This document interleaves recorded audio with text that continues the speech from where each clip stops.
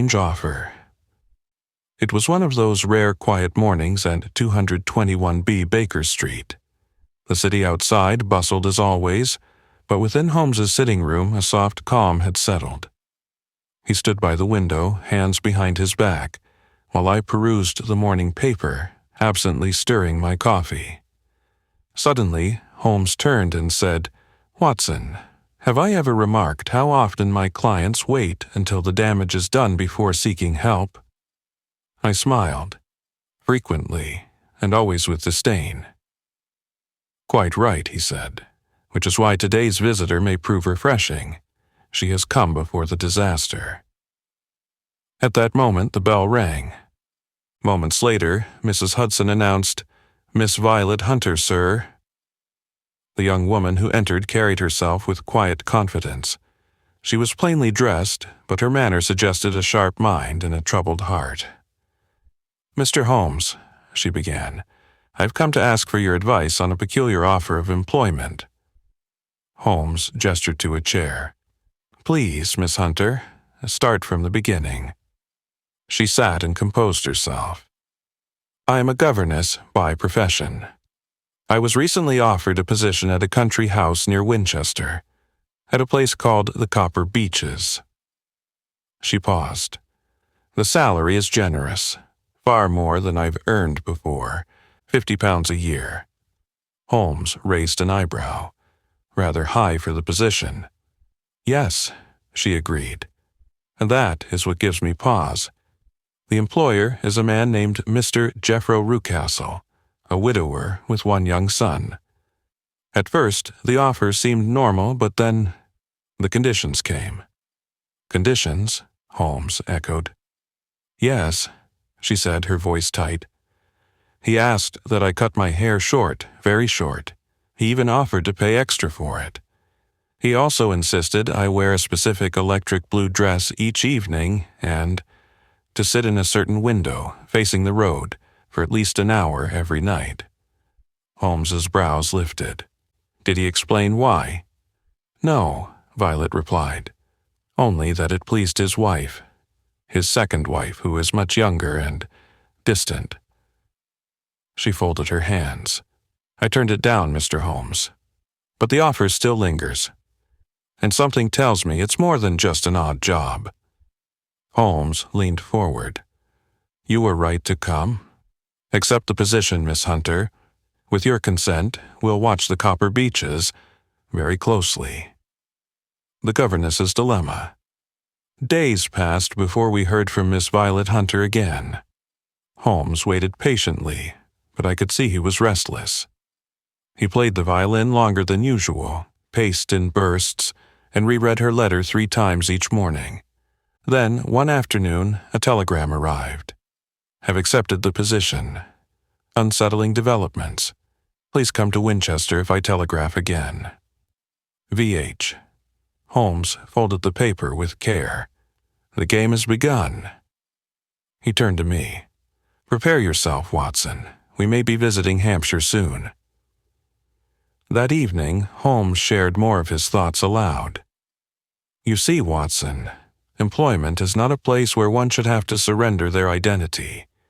To request a woman cut her hair, to alter her appearance for no reason, that smacks of deception." "You suspect impersonation?" Holmes nodded. "Exactly. The insistence on the specific window, dress, and hour? That's a performance. Someone wants the world to believe Miss Hunter is someone she is not." I said, "It's elaborate. Why not use a servant or family member?" "Because," Holmes replied, "they're trying to preserve something delicate. Perhaps a secret too dangerous to risk exposure by a slip of character or word. Miss Hunter is chosen for her resemblance, or her silence." 2 days later, another telegram arrived. "Come at once. Matters more serious than expected. Await you at Black Swan Hotel, Winchester. VH." Within the hour, we boarded the train to Hampshire. The countryside rolled past in a blur as Holmes remained silent, eyes shut, but mine clearly racing. In Winchester, Violet met us at the station. She looked tired, her bright eyes shadowed with concern. "I feared you wouldn't come," she said. Holmes tipped his hat. "Miss Hunter, when you enter a cage willingly, it is my duty to stand by the door." She smiled faintly. "Then you'd better hear what I've seen." A letter and a warning.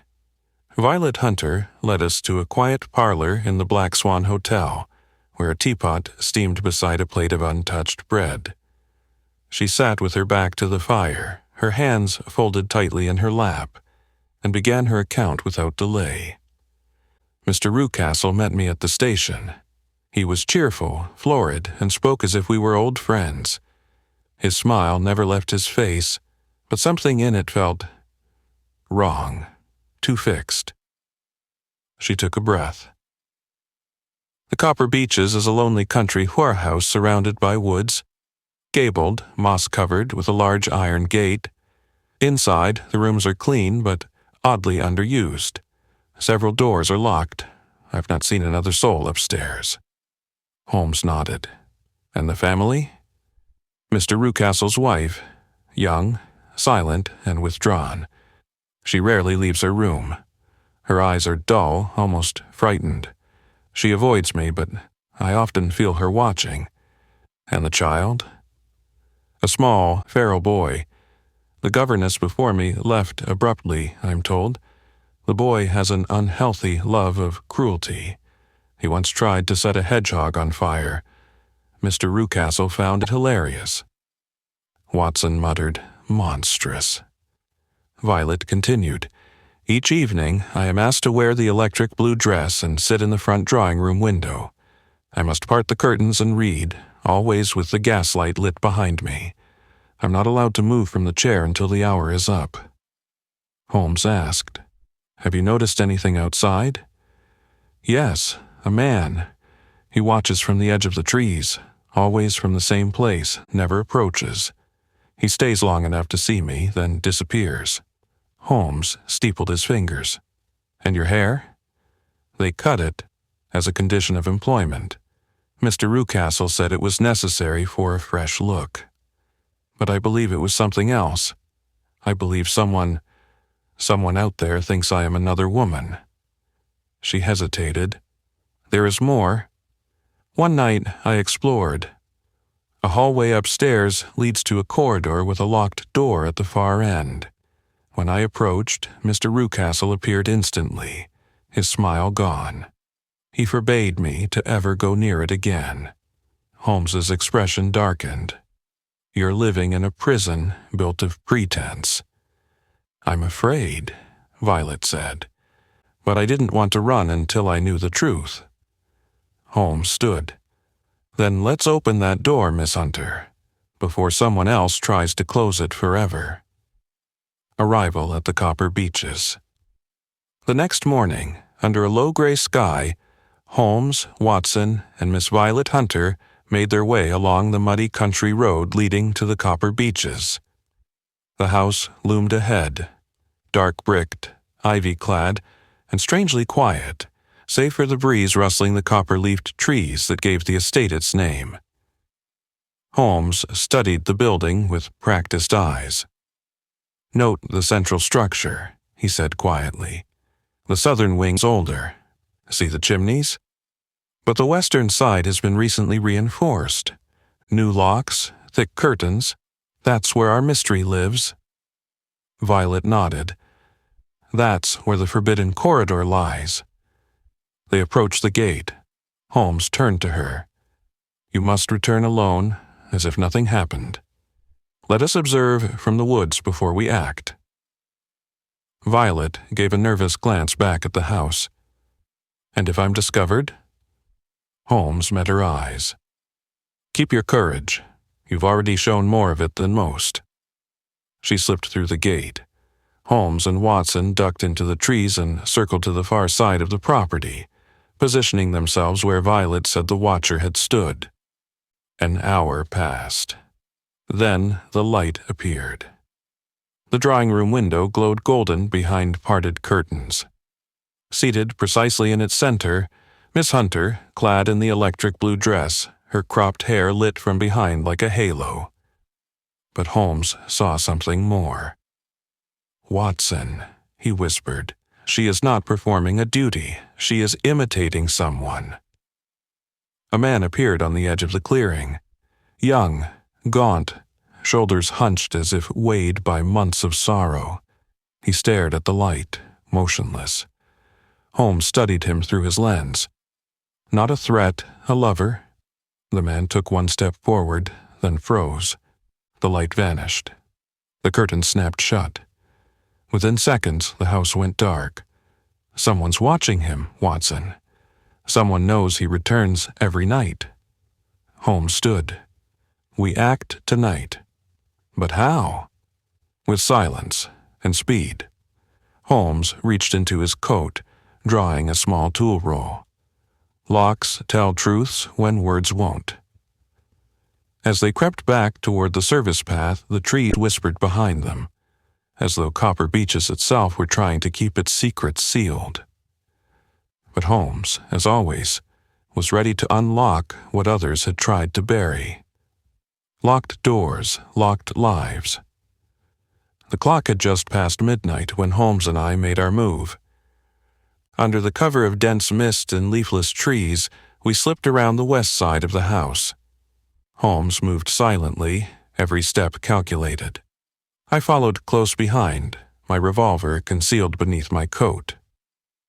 "The western corridor," Holmes whispered. "That's where they've hidden her. And tonight, we open that door." At the back of the house, Holmes produced a slender length of steel and expertly manipulated the servants' entrance.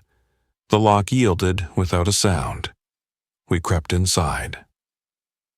The interior was silent, save for the faint ticking of a clock in some distant hallway.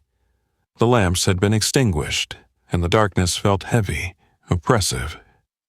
Holmes led us through the servants' quarters and up a narrow staircase to the forbidden corridor Violet had described.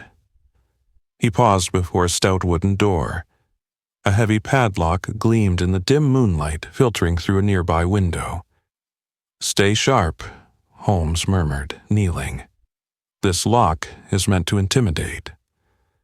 He worked quickly, fingers moving with precision. There was a soft click and the padlock dropped.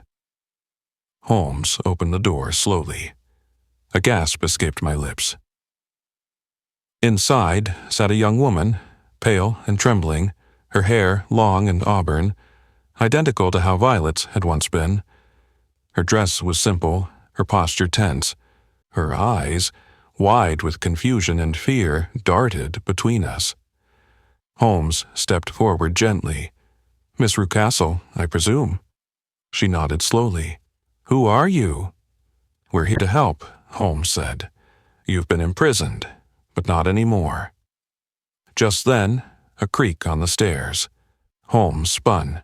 "Quickly!" He motioned to me, and we pulled Miss Rucastle from the room and down the hallway.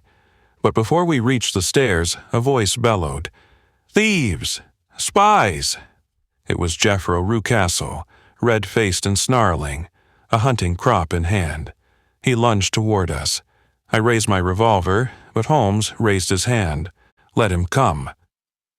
Before Rucastle could reach us, a sudden snarl erupted from below, then a bark, guttural and wild. The man froze. "No, not the dog," he shouted. Holmes turned to me. "Watson, take her, get Violet. I'll deal with the beast." As I led the girl away, I glanced back. Holmes was already disappearing down the stairs, the sound of claws on stone echoing behind him. A mystery behind glass.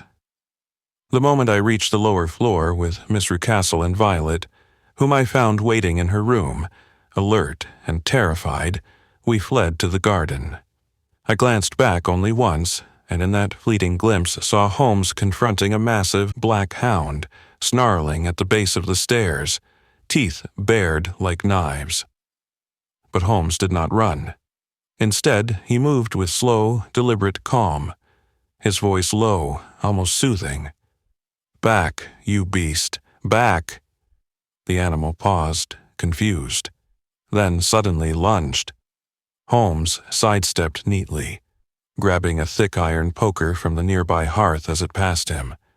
With one precise motion, he brought it down on the beast's flank, not to kill, but to stun. The hound yelped, stumbled, and crashed into the parlor table. By the time I returned, Holmes was standing over it, unscathed. "Remarkable breed," he said, brushing dust from his coat, "and remarkably used." Behind him, Jeffro Rucastle lay unconscious at the foot of the stairs, felled not by Holmes's hand but by his own panic and the turn of his unleashed creature. We reconvened in the study. Miss Rucastle sat beside Violet, still pale but composed. Her name, we learned, was Alice Rucastle, daughter of Jeffro by his first wife. Holmes knelt before her. "We must understand what happened." She nodded. "My father promised me nothing but confinement.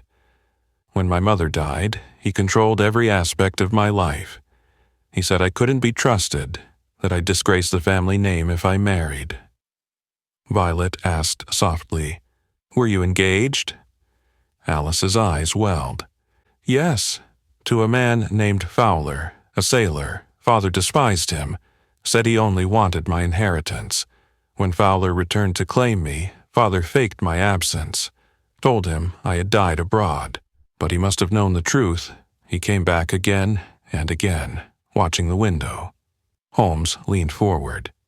"And so your father hired Miss Hunter to impersonate you, to deceive Fowler, keep him at bay." Alice nodded. I could only watch from the locked room. Every evening I'd see the light, and him waiting, never knowing it wasn't me. Watson whispered, "And the dress, the hair." "Yes," Alice said bitterly. "He made her my shadow." Holmes stood. "No more shadows. Not tonight." Outside, the sky lightened, the first promise of dawn breaking over copper beeches. Hidden hair and hidden truths. By morning, the house had grown eerily still. Mr. Rucastle, dazed and bruised, was confined to his bed under the watchful eyes of his servants, who, it turned out, knew more than they ever dared admit. The great black dog, injured but alive, was locked once more in the outhouse where it belonged. Holmes, never one for lingering, acted swiftly. He penned 2 telegrams, one to the local magistrate, explaining the incident in guarded legal terms, and one to Mr. Fowler, the sailor, who had waited so long beneath the beeches without answers. Meanwhile, Miss Alice Rucastle sat beside Violet in the morning room, sipping weak tea with trembling fingers. Though pale and visibly shaken, she seemed freer, her voice no longer guarded, her posture no longer burdened by fear. Violet asked gently, "Did you ever believe he would let you go?" Alice shook her head. "He kept telling me I was sick, that I needed rest, isolation, obedience. I believed it for a time, but in truth he feared what I would become once I married. He couldn't stand the idea of losing control, or my inheritance." Holmes stepped in. "A sadly common pattern among possessive men, I'm afraid, and he nearly succeeded, had he not underestimated your strength and Miss Hunter's curiosity." Alice looked to Violet with something close to reverence. "You sat in that window every night, not knowing who you were imitating, but you gave him hope, just enough to return, 'I owe you everything.'" Violet blushed. "Then we both owe Mr. Holmes." Holmes gave a modest bow. I simply followed the light others tried to extinguish. That afternoon Mr. Fowler arrived. A quiet, broad-shouldered man in a dark naval coat, his eyes filled with disbelief and relief when he saw Alice. She rushed to him without hesitation. They stood in silence for a long while, hands clasped tightly between them. 2 hearts reunited through patience and perseverance. Later, as we prepared to depart, Violet turned to Holmes. "Will Mr. Rucastle face justice?" Holmes's expression was cool. Not in court, but his power is broken, and his shame will linger longer than any sentence. Watson glanced at the house one last time. So many secrets in such quiet rooms. Holmes replied, "That is why windows exist, Watson. Even in locked houses, truth still finds a way to shine through." Holmes investigates. We returned to the Black Swan Hotel late that evening, the countryside now quiet behind us. Holmes was uncharacteristically reflective. He sat at the small writing desk in our room, staring out the window as twilight faded into night. I poured 2 cups of tea and asked, "You knew from the beginning, didn't you?" Holmes turned slowly. I had suspicions, but as always, it was one small, absurd detail that guided me. "The haircut?" "Exactly," Holmes said. "Why ask a governess to cut her hair? To match someone else, clearly. The dress, the fixed location, the nightly performance, all signs of impersonation. But the locked corridor, that told me the original was still present, not gone." I sipped my tea. "So your theory was that Miss Hunter was a decoy, and the real woman imprisoned nearby?" Holmes nodded. "Yes, and Miss Hunter confirmed it unwittingly. She told us of a man watching her from the woods, every night, same spot. He made no move. That was not the behavior of a criminal. That was someone mourning, or searching." "Fowler." "Correct," Holmes said. Rucastle's deception hinged not on violence, but on illusion. He kept Alice hidden and used Miss Hunter as a proxy, hoping Fowler would give up and leave. I asked, "Why not simply tell the world Alice was dead?" Holmes gave a thin smile. "Too risky. Friends or relatives might demand proof, but if she was seen alive, even unknowingly through another, then it maintained just enough of a false presence. And the money." "Ah, yes," Holmes said. "That, of course, was the root. Rucastle feared Alice's inheritance would pass to her husband upon marriage. He sought to delay or destroy that outcome. It was not only control he wanted, but fortune." He rose and paced slowly. "In the end, the plan failed for a simple reason. He forgot that those we imprison may not cry out, but others still watch. Fowler's patience was the flaw in Rucastle's design." I set down my cup. "You always say people reveal themselves through detail." Holmes smiled. "Indeed, Watson. And in this case it was a haircut that uncovered a prison." The silent room. The following morning, Holmes insisted on returning to the Copper Beeches alone. I offered to join him, but he declined with a curious smile. "There's one more shadow in that house, Watson," he said, "and I prefer to meet it alone." By midday he returned to the Black Swan, his coat dusted from the road, his expression satisfied, though thoughtful. "Well?" I asked. Holmes poured himself a glass of water and sat. "There was a detail I hadn't yet clarified," he said. "The servants." I blinked. "You suspected them?" "Not of the crime precisely," Holmes said, "but of complicity. The housemaid, for instance, Lucy. She was present throughout, yet she never once questioned the orders, the locks, or the noises from the forbidden wing." He leaned forward. "Today, I questioned her more directly. She claimed ignorance, but under careful pressure she admitted she had been told that Miss Alice was mad, that she might harm herself or others if disturbed." I muttered, "A convenient lie." "Indeed, and one used too often in households like that, where men control women by branding their sanity." Holmes continued. "The staff accepted the story because it was easier than questioning their master. But deep down, I believe they knew something was wrong. The house was not a home. It was a stage set where every role was tightly controlled." He stood and walked to the window. I also revisited Alice's old bedroom. It was untouched, still locked, still cold. And yet, her writing desk contained one hidden drawer. Inside, letters from Fowler. Never sent, dozens of them. Holmes's voice softened. She never gave up hope. Even while imprisoned, she wrote to him every day. I said nothing for a long moment. And now? Holmes turned. Now she's free, and the house will never be the same. He looked toward the hills. Do you know what I find most curious, Watson? It wasn't the crime that disturbed me, but how easy it was to mask it.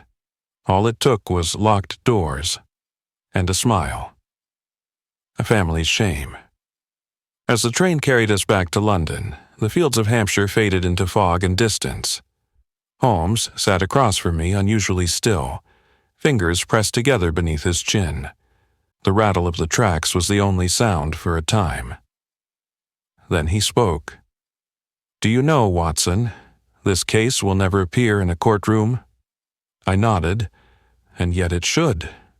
Holmes looked out the window. The law punishes crime, but what of deception? What of manipulation that leaves no bruises, but scars nonetheless? He turned back to me. Rucastle will not be charged. He'll claim madness. He'll be watched, perhaps confined.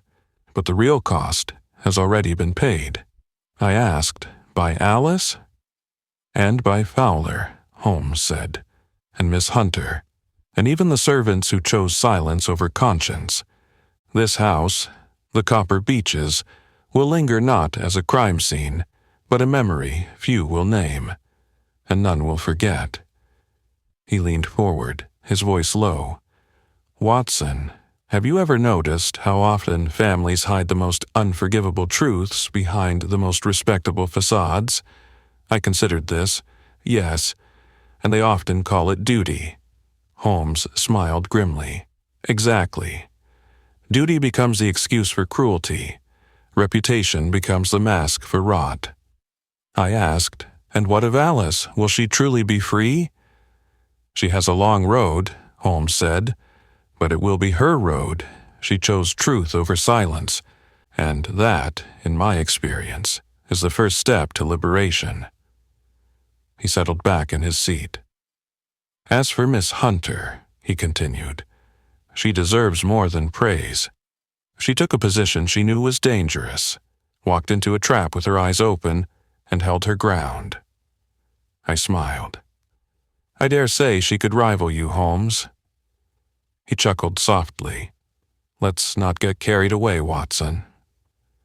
The train began to slow as the outlines of London rose through the mist.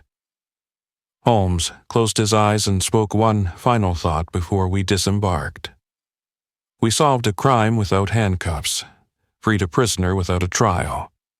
Sometimes the sharpest justice is simply opening a door that someone else has locked. The rescue. Back at Baker Street, the familiar creak of the stairs and scent of tobacco greeted us like old friends. I settled into my chair, notebook open, while Holmes stood by the fire, the flames flickering in his eyes.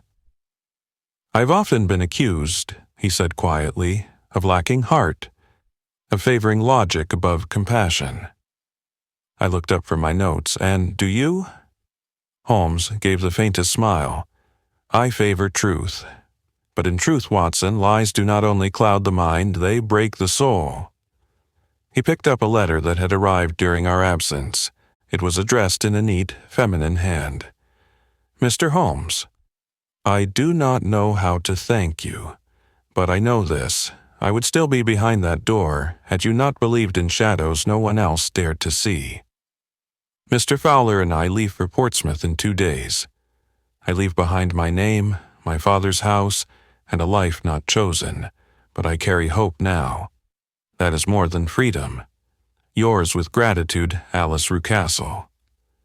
Holmes folded the letter slowly. Hope, he said. That is the real key.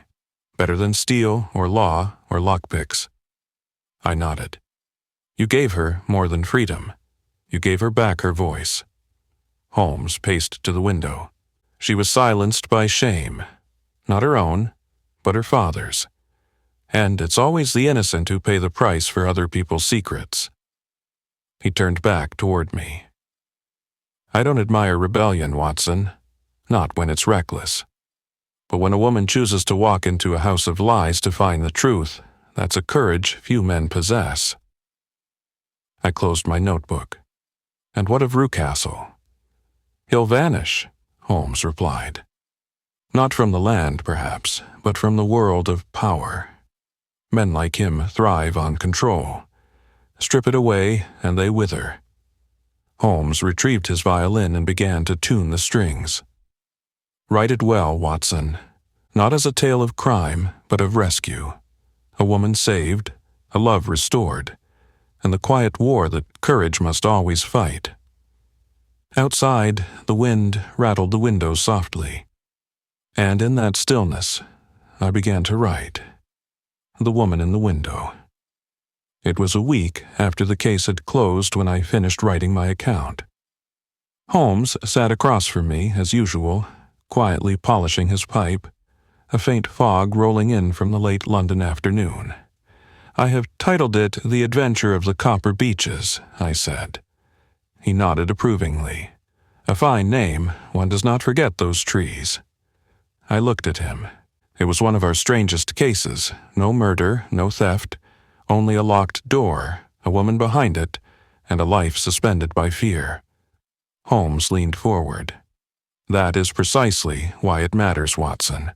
Not all crimes spill blood. Some steal voices, some bury truths. He rose and walked to the window. There are copper beeches all across England, I suspect. Homes where power disguises cruelty, where daughters are silenced, where reputations mean more than reality. I closed my notebook. But this time, someone looked in the window, and someone saw. Holmes turned, his expression unreadable, and someone chose to act. He sat again, quieter now. Miss Hunter, I hope, will find peace in knowing she was never the impostor, merely the mirror. And Miss Alice, she will have to rebuild a life that was caged for years, but she'll do it with her head high. I asked, And Rucastle? Holmes's voice grew distant. Some men live in prison long before they are locked away. His will be one of loneliness, the kind no walls can cure. I stood and stretched. So, what do you take from all of this? Holmes smiled faintly. That even the smallest changes, a haircut, a dress, a window, can mean everything. That evil does not always roar. Sometimes it merely knocks, politely. Outside, the sky had turned violet. A woman passed below, her face illuminated by the soft gaslight of a lamppost. Holmes watched her for a moment. There are many kinds of women in windows, he said. Some waiting to be seen, others waiting to be freed. Then he turned from the glass, his coat already in hand. Come, Watson. There are still more houses, more shadows, and perhaps more lights worth chasing.